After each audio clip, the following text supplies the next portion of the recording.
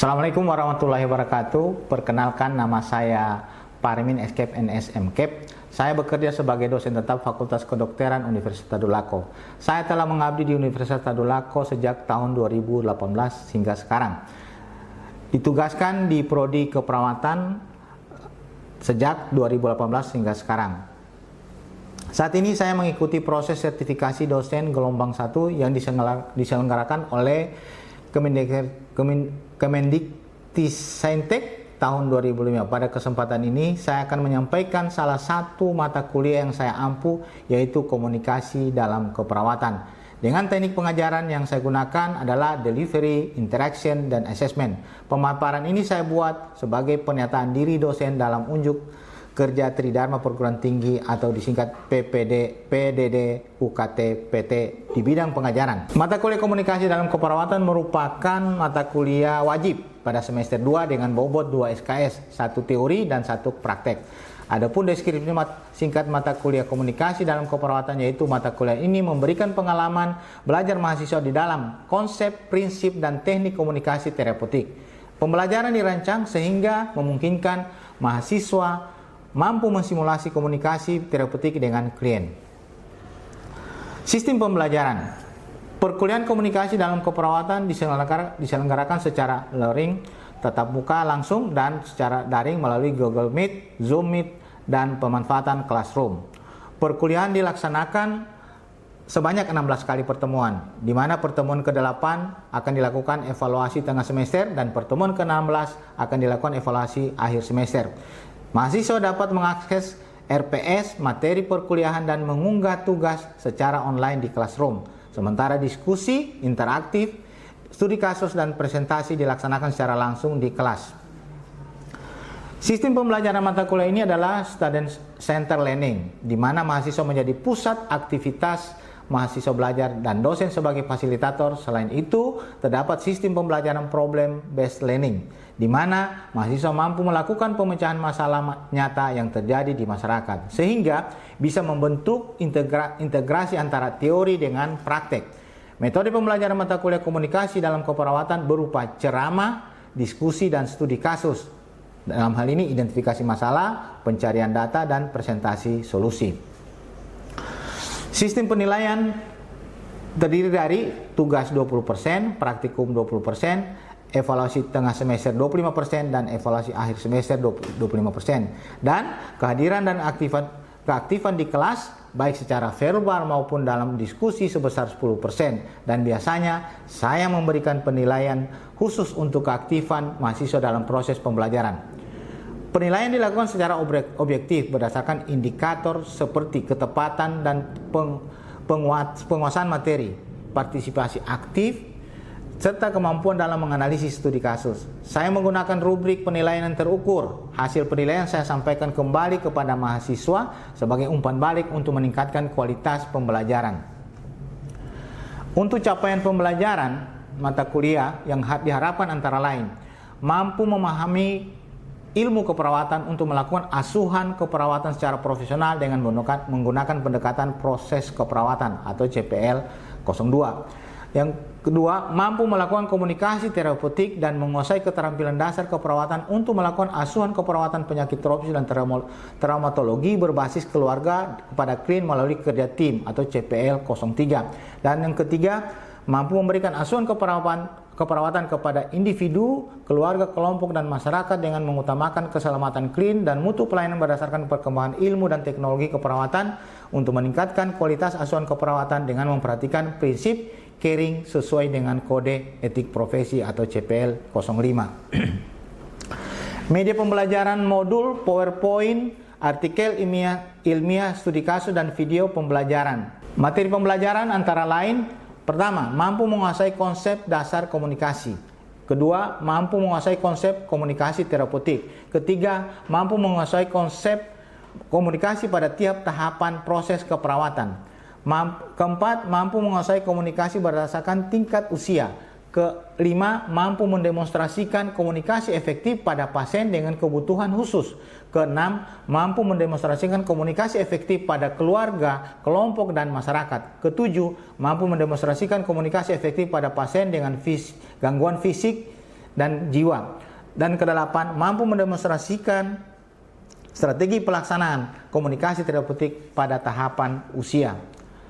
Baik, untuk tahapan berikutnya, mari kita simak video pembelajaran komunikasi dalam keperawatan. Silakan menyaksikan. Bismillahirrahmanirrahim. Assalamualaikum warahmatullahi wabarakatuh dan selamat pagi semua. Apa kabar? Baik. Alhamdulillah.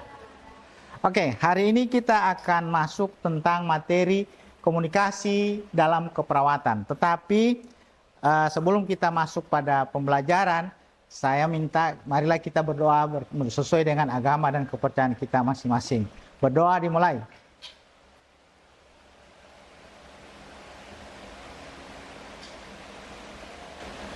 Selesai.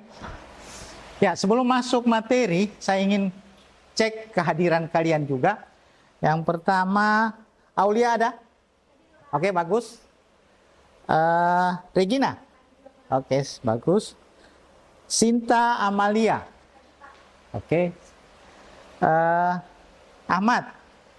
Oke. Wulan? Oke. Semua hadir semua ini sehat ya?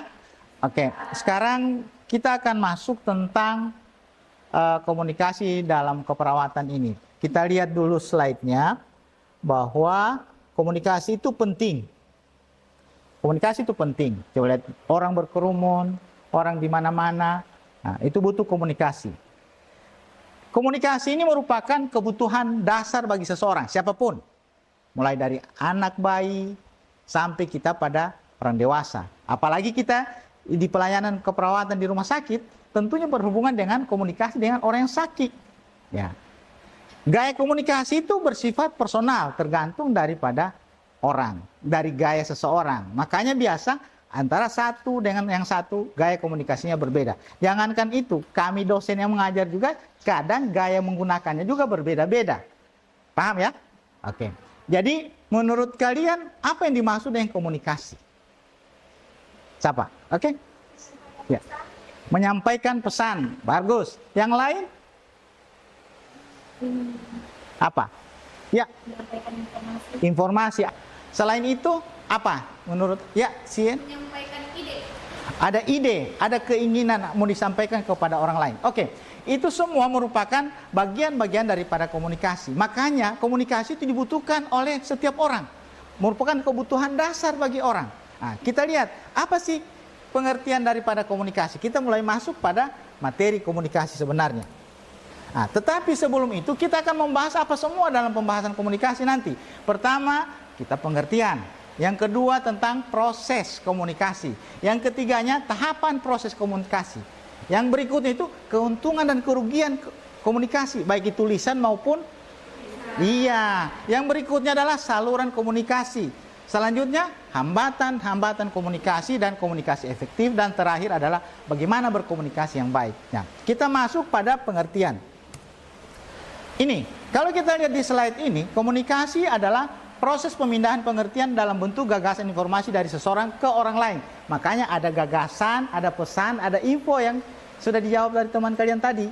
Nah, yang berikutnya, suatu proses dengan mana orang-orang bermaksud memberikan pengertian. Ada ide mau disampaikan. Nah, ini masuk seperti tadi.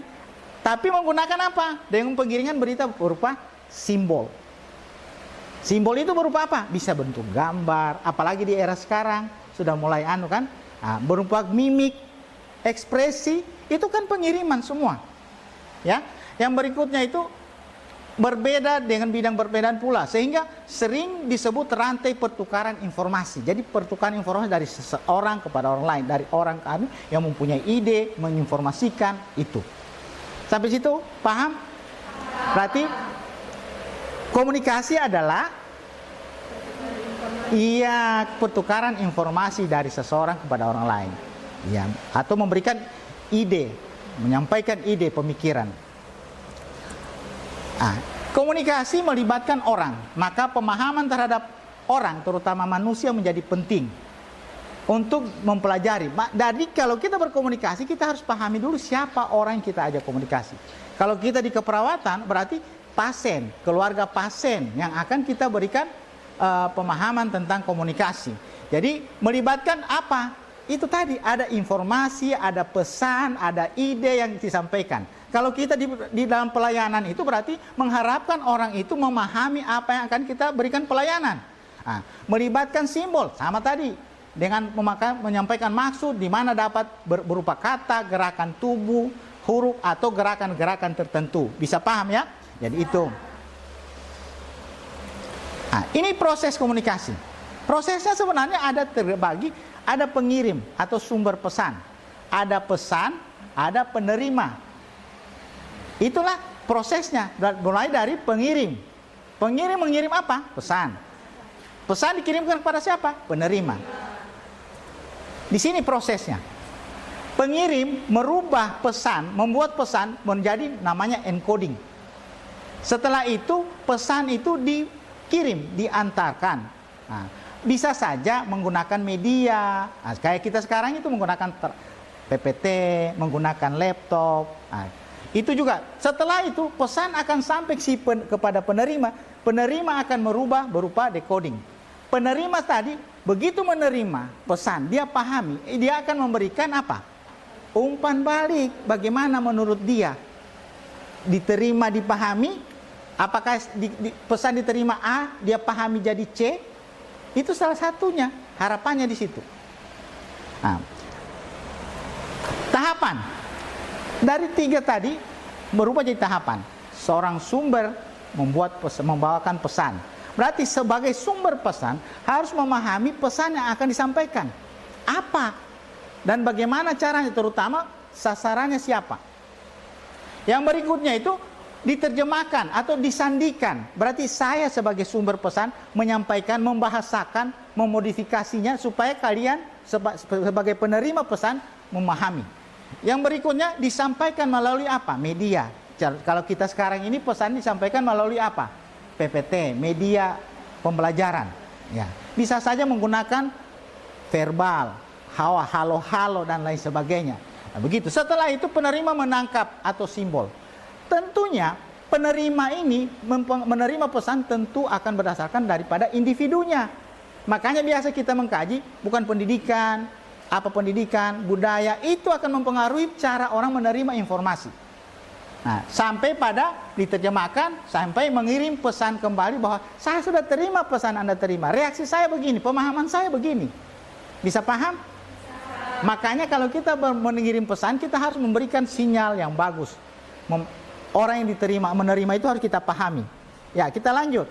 Nah, ini sumber tadi sudah kita berikan. Kita sudah memulai komunikasi, encoding dan sebagainya. Saya sudah jelaskan tadi kan bahwa proses penterjemahan informasi ke dalam simbol tertentu yang akan disampaikan ke penerima. Berarti sumber membuat encoding.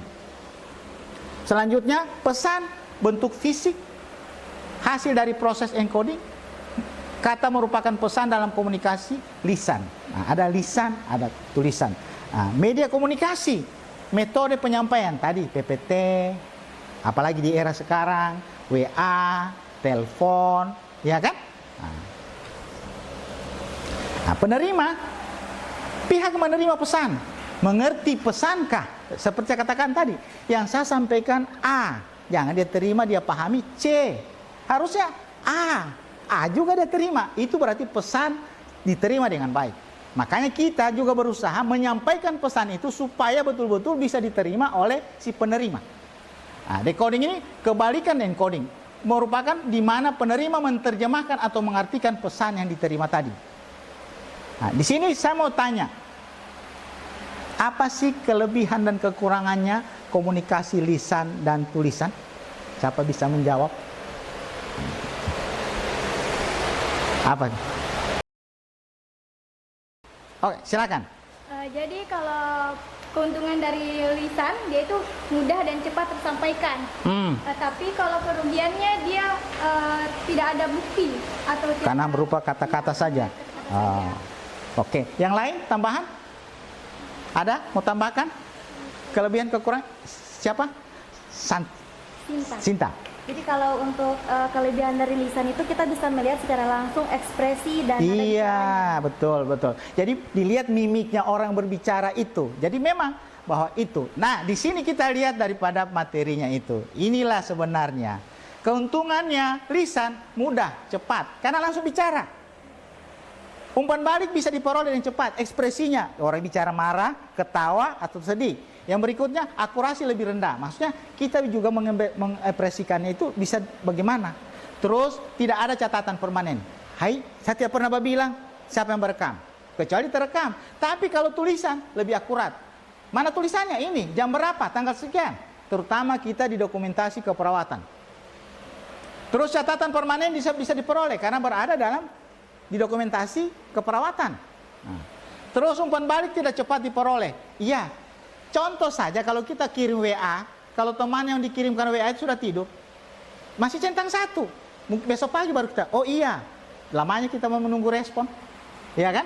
Yang berikutnya lebih sulit dilakukan, tidak praktis karena memang butuh proses waktu. Oke, sekarang kita masuk tentang hambatan komunikasi. Hambatan komunikasi akan dilihat dari mana? Dari sumber, encoding, pesan atau pengiriman, decoding sampai penerima pesan. Di sini semua bisa mengalami hambatan. Sumber. Kalau pemahaman kita terhadap pesan itu kurang bagus, maka pesan yang akan kita berikan juga akan kurang baik. Tambah lagi pemahaman kita kepada penerima pesan sedikit, maka kita kurang memahami pesan yang akan kita berikan kepada penerima. Encoding, bahasa, pengubahan bentuk dan lain sebagainya akan mempengaruhi. Pengiriman, media yang digunakan, makin banyak terpapar orang dengan sumber yang digunakan, pamannya dia melihat, dia mendengar, atau dia mempraktekkan, itu lebih cepat penerimaan daripada pesan tadi. Tetapi bisa saja terjadi gangguan di sini. Hambatannya di mana? Kalau kita di era sekarang menggunakan digital, kalau jaringannya bagus, kalau tidak bagus, menggunakan listrik, kalau mati lampu, tidak bisa terpakai. Itu semua. Decoding, perubahan kode. Kode si menerima pesan, dia pemahami, dia kodekan, dia pahami enggak? Ini juga mempengaruhi penerima pesan ini, apakah dia memahami, sejauh mana pemahamannya, wawasannya, memahami berita yang digunakan. Jadi bisa saja berita tepat sampai A disampaikan, tapi dia pahami bisa Z atau G atau dan lain sebagainya. Ya, sampai situ ada pertanyaan, silakan. Ada lagi kurang paham, silakan. Ya, Alia, boleh? Silakan. Oke, baik. Terima kasih atas kesempatannya, Bapak. Sebelumnya perkenalkan, saya Aulia Fauzul Utami dengan NIM N210230020. Ya. Di sini saya ingin bertanya tentang proses komunikasi tadi, Bapak. Ya. Kan tadi Bapak sudah menjelaskan bagaimana proses komunikasi, tetapi itu kan hanya untuk umum ya. Ya. Proses komunikasinya untuk umum. Nah, jadi untuk pertanyaan saya, apa yang membedakan atau apa perbedaan dari komunikasi umum dengan komunikasi saat di rumah sakit? Oke, pertanyaan bagus sekali. Ada yang bisa bantu saya? Bedanya komunikasi yang biasa di pasar dengan di rumah sakit di mana? Siapa? Ada enggak? Silakan. Pertanyaannya Aulia tadi, perbedaan antara komunikasi di rumah sakit dengan komunikasi yang biasa digunakan di umum, pokoknya di pasar, di mana? Apa bedanya? Sudah nampak? Ya silakan, Sinta. Apa Sinta? Baik Bapak, kalau menurut saya perbedaan antara komunikasi umum dan di rumah sakit itu, kalau di rumah sakit kita bisa melihat dari nonverbalnya pasien. Ya, selain itu? Selain itu dari kata-katanya juga. Kata-kata. Ya betul. Verbal dan nonverbal itu tetap sama, biasa dengan di rumah sakit. Hanya saja background tempat. Kalau di rumah sakit jarang orang berkomunikasi, pasti pasien dan keadaan sakit. Dan kita bisa melihat ekspresinya orang sakit, kesedihannya. Kalau umpamanya di umum, ya ekspresinya beda. Jadi menuntut apa? Keprihatinan kita, kepekaan kita. Kalau di rumah sakit, orang sakit. Dari dia gaya berjalan berarti dia ada sakit. Kalau orang lalu cepat, di umum pun macam-macam kepentingan, perbedaan-perbedaannya. Ada orang lebih ingin dahului, lebih cepat bahasanya, dan lain sebagainya. Jadi perbedaannya adalah di kontennya. Dan fokusnya kita di rumah sakit atau di keperawatan itu adalah melihat bagaimana komunikasi psikologisnya orang sakit berkomunikasi dengan kita. Orang pasti jelas ke rumah sakit butuh bantuan. Bantuan siapa? Kita petugas kesehatan. Karena apa dia? Karena sakit. Bisa Ul ya? Oke, makasih. Ada lagi? Ya, saya lanjutkan lagi sedikit. Ini hambatan dalam berkomunikasi. Pertama itu persepsi. Persepsi dipengaruhi oleh apa? Pengetahuan, pemahaman, wawasan. Yang kedua, status kedudukan komunikasi. Komunikator. Kalau seorang pejabat atau yang berkuasa melakukan, pasti akan didengar. Tapi kalau orang biasa mungkin tidak. Yang berikutnya adalah membela diri. Tentu dia lebih spesifik apa yang dia lakukan, apa yang menurut pembenarannya. Yang berikutnya adalah pendengaran yang lemah. Ini jadi tantangan kita di rumah sakit.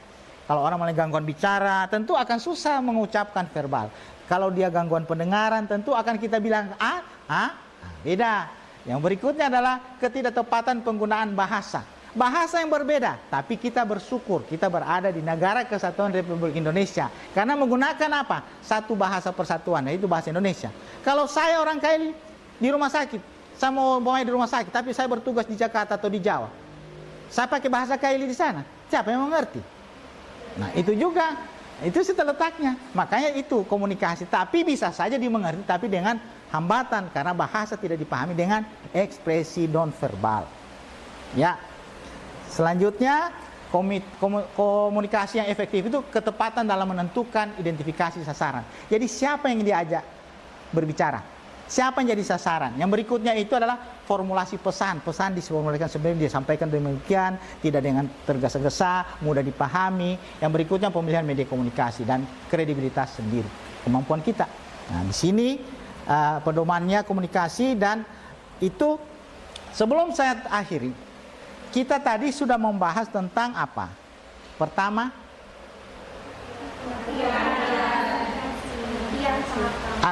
Santi, pengertian. Kita sudah bahas pengertian. Terus apa lagi? Ya, tahap-tahap komunikasi. Terus apa lagi? Hambatan, keuntungan dan kerugian. Hambatan, keuntungan, kerugian daripada komunikasi. Nah, apa lagi? Komunikasi efektif. Iya, oke. Itulah materi hari ini yang kita bawakan, yang kita mudah-mudahan bisa berkenan. Yang pertama, kita mengerti tentang apa itu komunikasi. Yang itu setelah itu adalah bagaimana sih proses komunikasi. Yang berikutnya adalah bagaimana pelaksanaan komunikasi Terus yang ketiga itu hambatan, terutama hambatan tentang dalam berkomunikasi. Untuk terakhir, setelah kita mempelajari tadi, berarti kalian bisa menyimpulkan apa yang dimaksud dengan komunikasi. Siapa yang bisa? Ya, Sinta. Nah, komunikasi, kesimpulannya. Baik Bapak, jadi kalau menurut saya kesimpulan dari materi kita hari ini yaitu komunikasi itu adalah penyampaian ide atau pengertian merupakan gagasan dari seseorang ke orang lain. Iya, itu pengertian komunikasi. Terus kalau apanya lagi?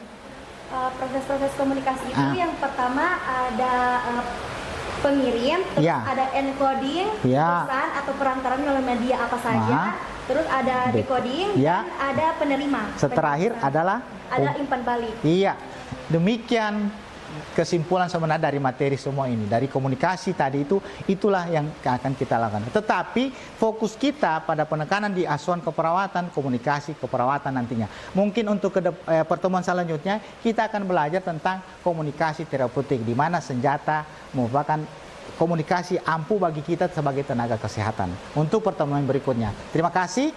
Selamat pagi. Assalamualaikum warahmatullahi wabarakatuh.